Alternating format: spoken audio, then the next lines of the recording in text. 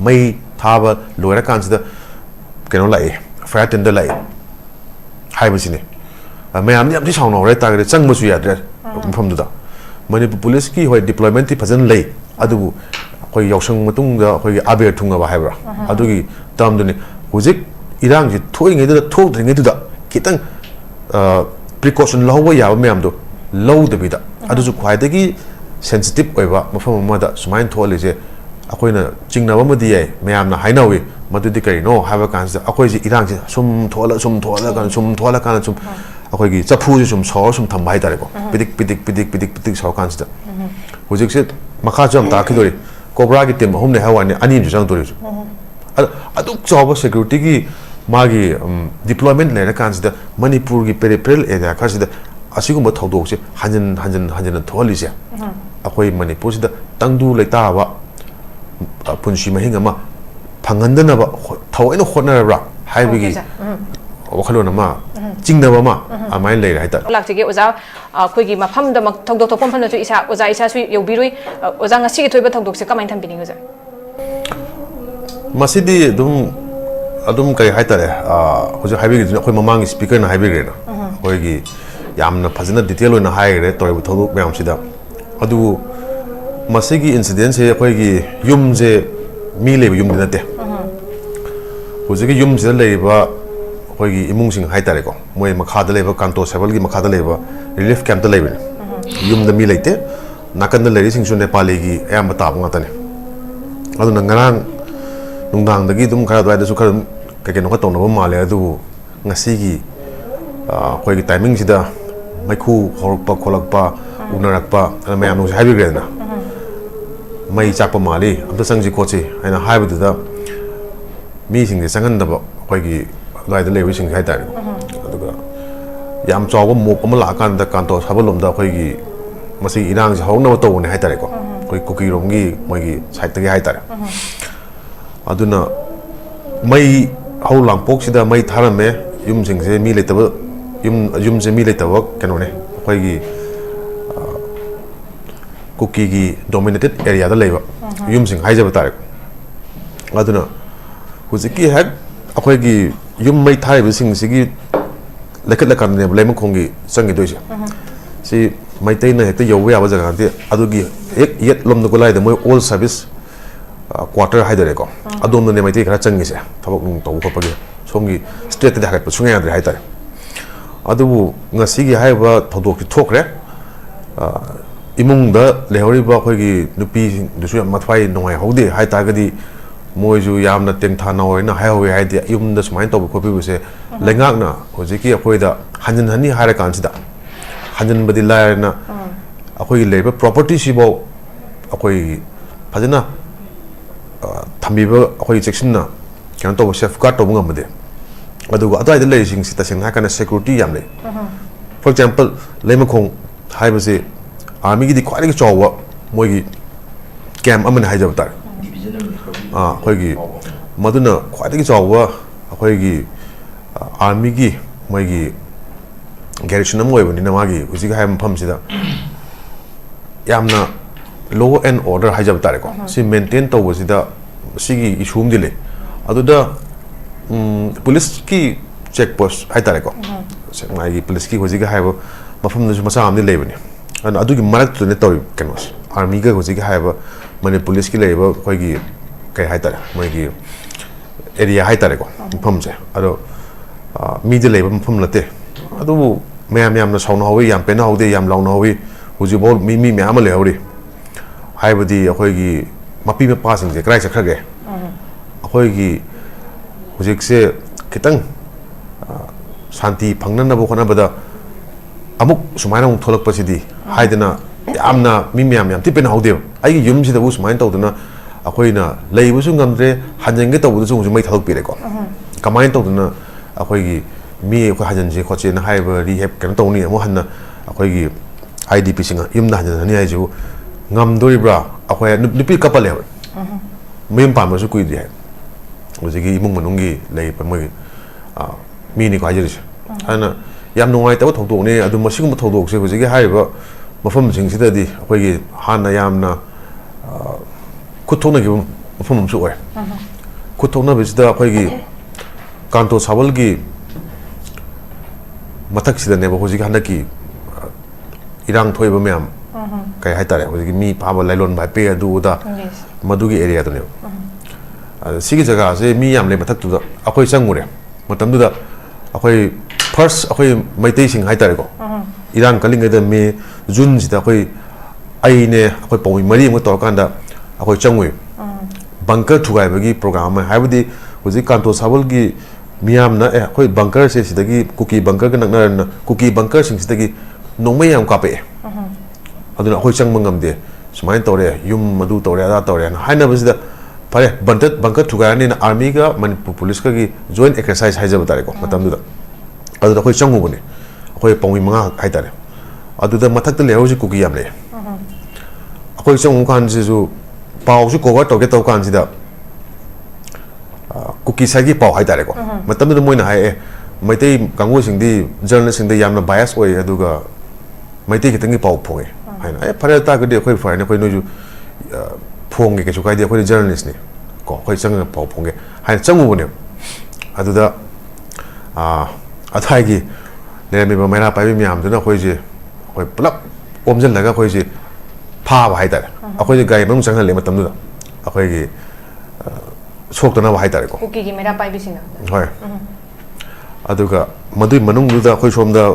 nupa me ama thole church tagi church compound in torisi Meitei pau mi sing hat lo na ko aduga khara mana thong na kan du da akhoi thong ni thingel le thong le khoi mu kaw ko ta jing thana ba khona ba hai tar madu di akhoi luai di khale da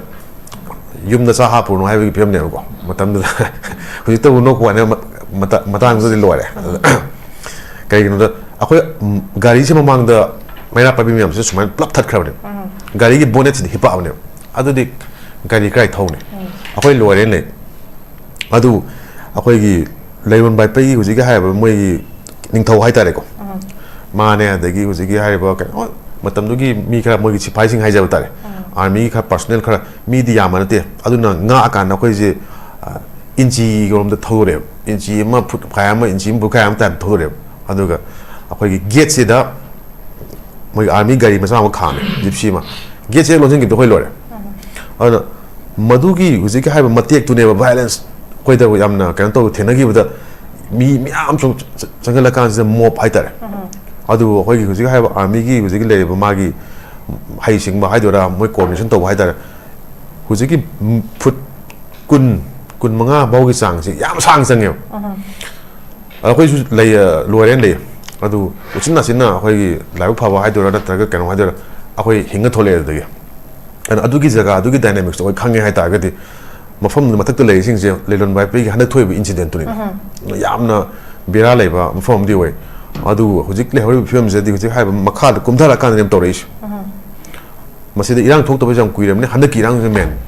but kana tawi akhoi gi jilarang pui hai je batare ko sigi miam da ne ba yam achauba atrocity ma chathai gri se hai budi maran le jida ba kangu bu do akhoi gi phara kan se da akhoi gi nupi yauna phara kan pulla kan se pura kan se akhoi tai da wai miam ta gre sigi pot se da adui khun je tori ba thabok ne hai je batare ko legi da baksang sing du krai de recover tori miam le khangna ra nga ta ni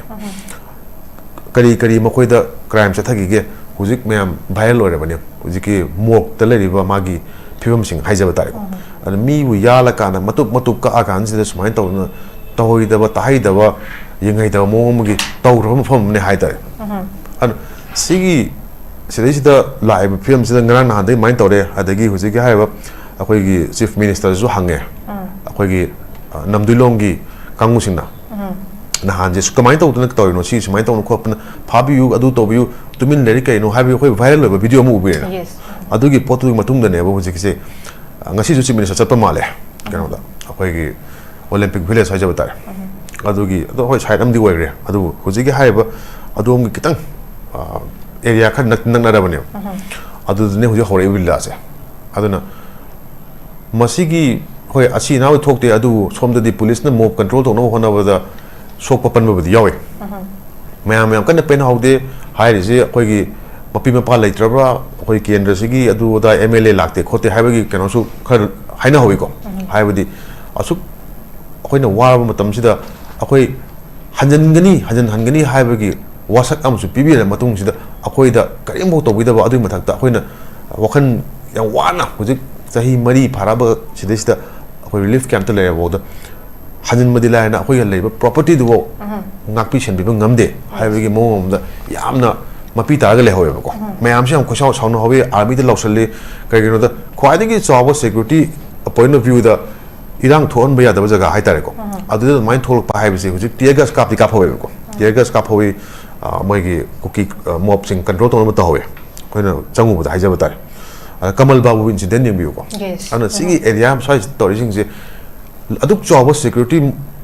gi moigi visibility haija batare ko aduk chaw le kan sigi lam macha sidabo khoi unwanted oiba incident mayam tholi je kari gi haibe question du wari ni da la to sum yeng ta ga de khoi gi Manipur je lai film sing sida khoi gi hanadi Kuki ga Meitei ga ko hujikna muk Kuki ga Naga singa sigi issue jung la abne Naga sing chat pangamdre Naga sing su ware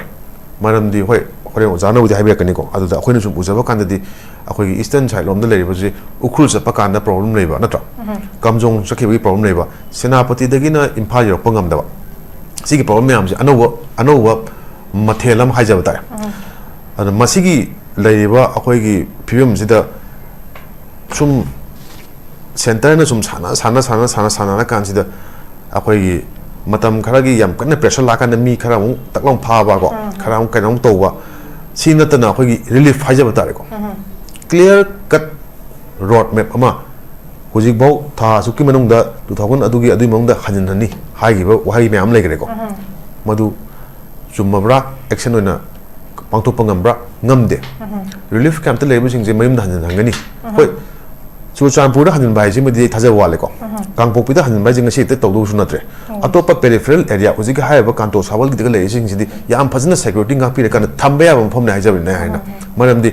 area do hekta Kangpopi district ki manung chen ta ga su Meitei ga yam naknan leba akoi khulkhul ga leinari ba phom si adu main Leimakhong gi area da leba pot ne na kan jaga am ne hai ata adu gi jaga da khwai de chawbom army gi force le kan si adu bo akoi gi kare hai jaba tare ngak chen ngam da ba mai thar matung si mai chak ti hai ne sai wa jan su hai bi gre ko mai tha ba loira kan si da keno lai fire tender lai hai ba si ne mayam ni am ti chawno re ta gre chang mu su ya dre phom da Manipur police ki hoi deployment ti phajan lei adu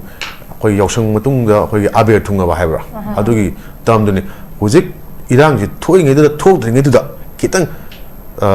precaution lawa ya ba mayam do low da bi da adu ju khwai da gi sensitive oi ba mafam ma da sumain thole je akoi na jingna ba madi ai mayam na hainawi madu di kai no haba kan sa akoi ji irang ji sum thola kan sum akoi gi chapu ji sum saw sum tham bai tare ko pidik saw kan sa hujik se makha jam ta khidori cobra gi tem hum ne hawani ani ju jang dori aduk job security gi magi deployment le kan sa Manipur gi peripheral area ka sa asigum thodok se hanjan tholi se akoi Manipur se tangdu leita ba punshi mahinga ma phangandana ba thawaina khotna ra haibigi wakhalona ma chingna ba ma amai lei rai ta mai thamge yam phasan thambire ojana hujik mayam se maru oina ojana ju pukhat pi gi bari settlement gi thabak tongni hari beside de tawri ba phibam se da ngam ga tawri bra haibigi chawba wahang ama khak su hujik chaung lai re aduga security gi ni ba despite the presence of heavy security forces adu taragadi ngai ojana don su thambi ki ba moi gi role se kaino moi conspiracy tawbde yaurabra tawon ki prevent tawla kan da masik se kaino tawrakan da irang se provoke tawbra sagat pada makoi yaubra haibne jingme wafam leide aduna ai oza mai bondam laktige oza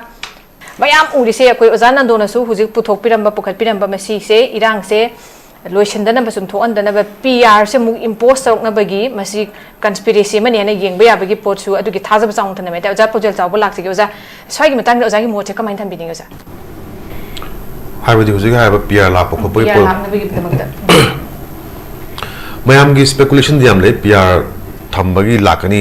hojiki vote toroi haidna speculate tonai ko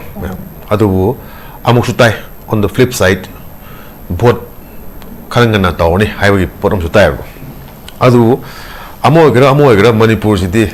hujik kai na hai jine training ground ne hujik training ground ne ko training ground kanagi tongan ba central agency singi paramilitary forces singi military forces singi ko sigma training ground na mane atopa India gi lamda akoi gi kai haja bata Kashmir gi issue gumba hujik leitre ko ayam kanna hekta hana gi maina tawna tre atopa next slide ki issue lo chalaya Assam gi issue lo chalaya so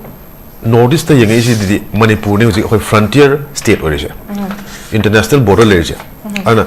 akoi gi India gi center gi leba mokoi gi keno si di wakhalon si di Manipur sida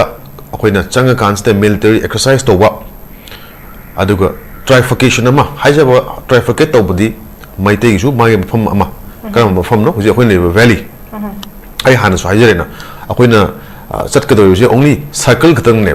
akoi straight line later hujik because highway ani later na ko naga gi su sem su lai hujik aduga Kuki sing na valley de kumna pangam re so makhal magi trifurcation je complete work to bane divisive policy hai tar ko divide and rule policy and larger picture ma yeng mathau ta ra in khale not a simple incident mai chakpa mai tha ba hai de kyam tha ra ne beginning since May 2023 adagi mai kyam tha ga mi kyam si ga mi kya displaced to ga nongmai kamna ba mi kya legitre aduna ngasigi kayumba kanto sabal sida thoi ba irang se hana 2023 da tholak padu ga compare to no ta ga di akoi gi hosu khangbireng muni aina hairu se mi myam matam da lan yaw chatpa marum pang or atopa tongan da etc hai tare ko adum khangoni kulai tap tana paira kan sida adu to na khotna kamna khona mayam yawbni ko akoi na su report to jori duni aduna hujumokti adu gi film mokti leitre kulai tongan ba kem tege lokhna ba leire natra yes mayam recovery to ba kulai thingalo kulai pa ma mi do nongmai kapo haina CRPF ki DG na ha na haigam ne makha ta ba ain gi thawak tai thingai na ge haning hai ta gari akoi da ke makhalam gi kulai pa ba mong ma da security forces tamna attack talk ta de mi da hatu wa bane si me o wirang ni ko aduna sigum by incidents di hoi ama yamna condemn to ta kasu how many incidents can be condemned since May 2023 yeng biyo maning hala yeng kan di mi hat iba ka iba kan to iba nupi ngangi kai ko mangan mo ko ma ama le ne ko aduna hujik le Manipur gi di Netflix kumbagi series amne hoile hayeng kai thok do no tamngam de but maduda Netflix ki da main character oriba khoi Manipur gi series hai tare 2023 cha thaiba Netflix series ya series da politician sing sin role na kai no May 2023 digi hacha thak pa kano si da khoi Netflix series si da Meitei ga Kuki ga bifurcate togre 2026 da Naga ga Kuki ga amuk bifurcate to kan si some sort of a trifurcation hai jai to makhong karang ahum thong segai base Manipur ji ahum thong segai base machine ba basic objective ma thame male madu objective kana bana kai no ha ba kana common sphere of control hai tare ko sphere of control kra wa control to ni Kuki ge jaga da na Kuki control to ni tonga lagi ba ko Meitei ge jaga da Meitei control to ni valley da Naga ge jaga da Naga control to ni so kari mam gonna control to this last land da nahan Manipur thoi ba land je center na kari seriously law ta gadi 48 hours for paroi na akang ai sing na loina haina gre yes kari manam gino leiriba Manipur da pariba plane myam adagi leiriba sipai myam ko masi ge notice the quite job in India lo ko job ni akoi gi leiriba mi ga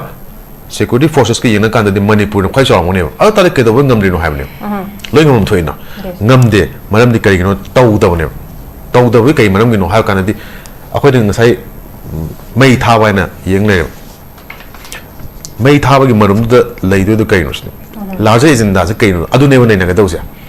kai no da sigum incident dem thok la ka ne ma cha adu da nga ki kan to ni horen bol la ko kan da akhoi gi Norway ga kanoga England sana ma kana tanghai am ka bu yawani ko lani point di akoi public memory su yam short oi aduna masida akoi hu ji thaiba akoi divisive plan je kaino haiwasi ma hana miyam identify to om dakale not a singular incident but larger game plan the game plan can the Manipur Netflix ki series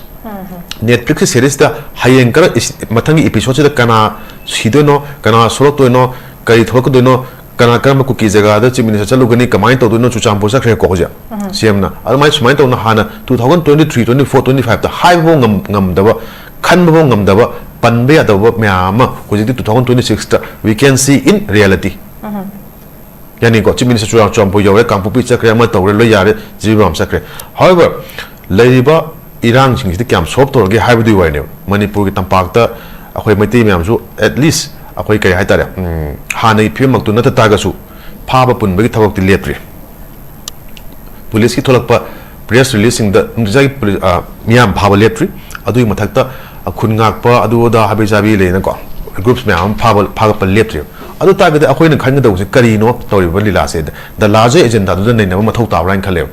not a single yum amani mai thagre yes understand madudi akhoi yaning bi haibane kan nem to haibane but adugi maning da leba agenda duma akhoi khang da ta gadi maduda akhoi prop to ta gadi maduda akhoi khang kan sida akhoi kamai to na akhoi community amana akhoi samin reba marum pangsing atopa community sing je kamai to na safeguard to gada ge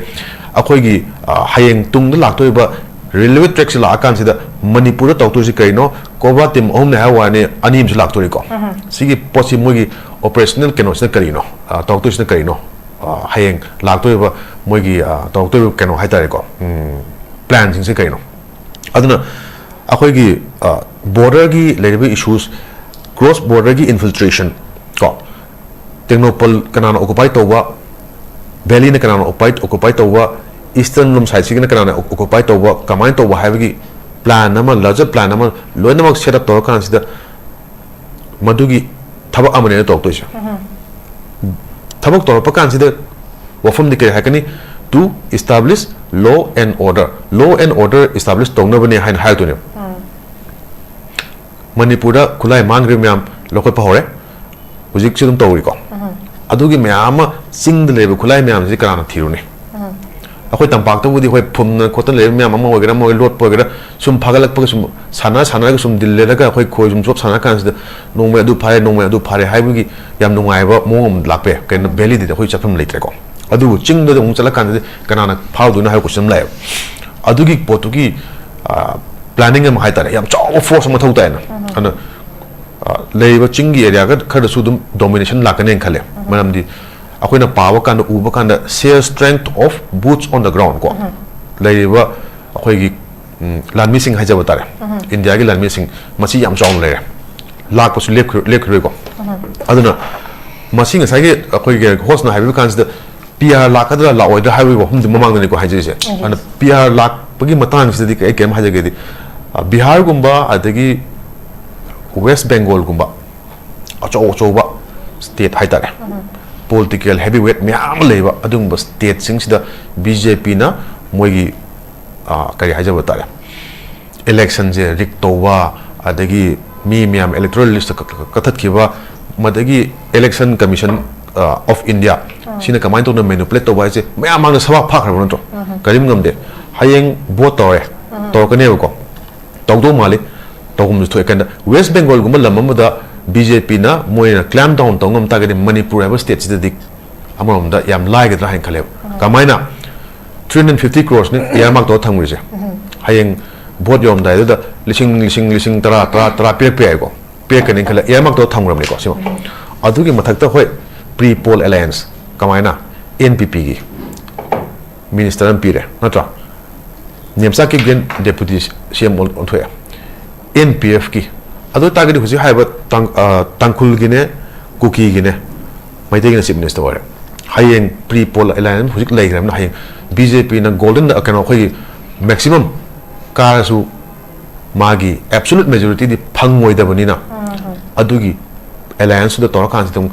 government dum shem gine na sumai pa ge ko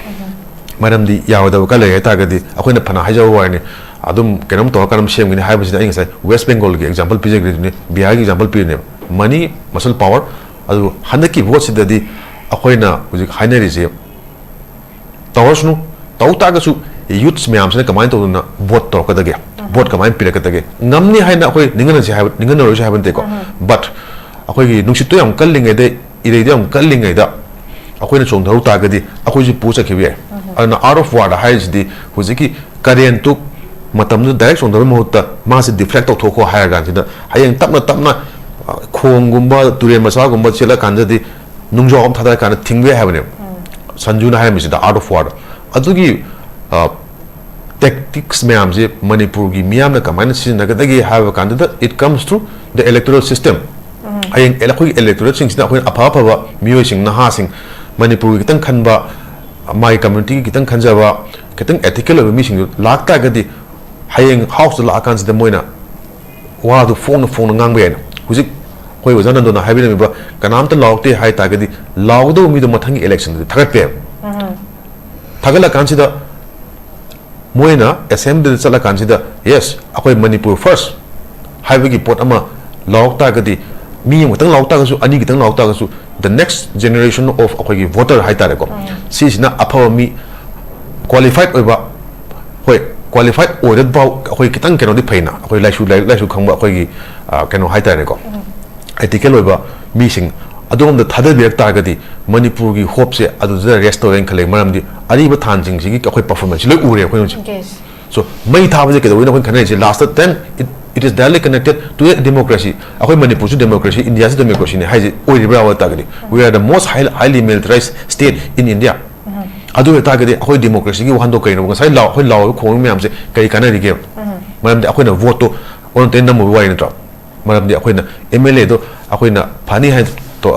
akoi na hayo ba akoi khanjero ba kamu do mi to na they have failed the people of Manipur have adu ta gadi time to elect kai no 2027 vote se law la hala se la la kan hoi pasai yela kani of course yela ko pasha lo thok piro akoi tingang ngai ta tingang han ngam ne hai ko tingang yu ta gadi tingang na han je na fare pasha pek ta de pasha lo thok piro and vote for the right candidate madada saini mi pisa adu to na da to na highway wahan to je ngata ni phatom ta mi ro ya ra khoi da phawa to ni nang pisa free de pek pu je khoi lo tho again highway pot ama lakta de coin to adu ta gadi 2024 gi vote it is a very crucial vote karma vote no have kanda it will decide the fate of Manipur for the next decade or so kamana no have kanda di masida all the communities ki life punsi hai tare ko and the future is at stake kanagi stake no have kanda tangkhul naga singi jilarong pui gi kangu singi akoi gi angang sing hajau tar the future of our state is our youths our children akoi angang sing sinew adu target angang sing sing dong ta better Manipur ma thambira masidi yam na mathok tai na ta target huji akoi na pungau lor kan sida pungkhong khong kan thamok ki tawdra kan sida akoi gi langban gi nongkhong hai tare ko nong ni churok ta ba makhon ka kha kan sida kaim kan da bagi adu gi sum law lai ta gadi kari kan da gi but we have to adu target akoi na huji plan ta we strategy yar patai rethink ta we to mote and kai gi no to live a better future for the youth of Manipur okay okay ya fazan ozan thambi khre du ga hujik se Manipur gi koi gi lakadru election sing gi matang da su koi gi democratic state sigi democratic countries da lai ba adu kumba koi state se da election gi matam nakselak matam da koi na tawwe ya pasing hai tare du thambi khre du ga yamna unpredictable oiba ngakten hujik thoklai se du ozan ju thambi khre koi gi hayeng kai thokani khang da ba du kumba Netflix ki series kumba ne na aso haibi khre hujik na an ozan mai bondo zawa lak ji oza akoi du hujik thoi bi rang jam unpredictable oi aduna ngasi mu hayeng amu kari tholaka dun se tamba ngam dabindana hujik se highest priority hai tare ngasi gumba thoi ba such incident nungai ta ba koi pam da ba thodok ni thokta ba security lab se ka laibe post me amam leire kari oina koi government na kari ensure to form to I hai ba post ni kamai tham bi ni ga see government na ensure to the constitution of India gi government constitution of India na pi ni hai ba basic rights ko basic rights hoi fundamental rights hoi lei khara hoi gi hingbada changda wa polam khara akoi gi ana lengi changda wa khara changda ma education focus si dine kwadi gi maru ba singje lei singje kari gumba akoi na socialist hai tare ko manaba thong hai tare adagi socialist ki kunayama Sovereign Socialist Democratic Republic of India and have it. Adu tagri Manipur gidal khoi leiba miyam sing se kari chana matik chana phangage health ki kari kudong saw phange health ki hai kan education yung yang biro education kari kudong saw phange health ta mai jage health CM HT Chief Minister Hakshil Tengbang Hakshil Tengbang je huzik private government kharna akhoi gi masigi policy se torokan sida mingonda anaba sing sida layeng bada government na mateng pangni habane sigi mateng pang maside huzik kamain pangi ge haba kan pasam thopidre for example huzik ga haiba akhoi gi tongan ba private hospital sing sida dialysis story ba patient habiro ne ko huzik season gumba 150 patients every day dialysis story huzik season katan te mogi labor medical association mogi labor private institution sing sigi medical institute sing sigi mi sing na haire tha manung da khoi loi lepani che thagrebo maram di mokoi gi hana leiriba government na pi ne haba send pi dre paisa di liability di akaro rom da la ya crore la paisa jam saw na akhoi na kamai to to maintain to ngom doino habi mi gi su business amani enterprise amani but health sector oi ni akhoi na matik chaba medical care pi gi habani pi bedo paisa na chief minister gi Hakshil Tengbang dei pi ni na haira som na paisa phangre mathang tha da gi ira hong thola ni maram di kamai to na huji gi leiba CMHT da leiba hair Kuki kidneys gi ko adigi leiba cancer gi amadi huji gi haiba khoi gi kayat khara haitare ko at least khoi gi maru oiba sing adugi heart ki adugi myam ji gi treatment to je huji amta tawjara roi hana government ta chi igre this is news khangri bani adu tha mathang august ki tang amade di dialysis to patient myam ke mai to ba adugi huji leiba to pa tongan ba at least khatang phangi bi sing je phang da ko mai to adu huji lu phim sida Manipur gi wa mas da khwai da yang wa ya matam sida oira bani sida sida hena wa hal bani IDP sing ka mai to ni hingam bani natra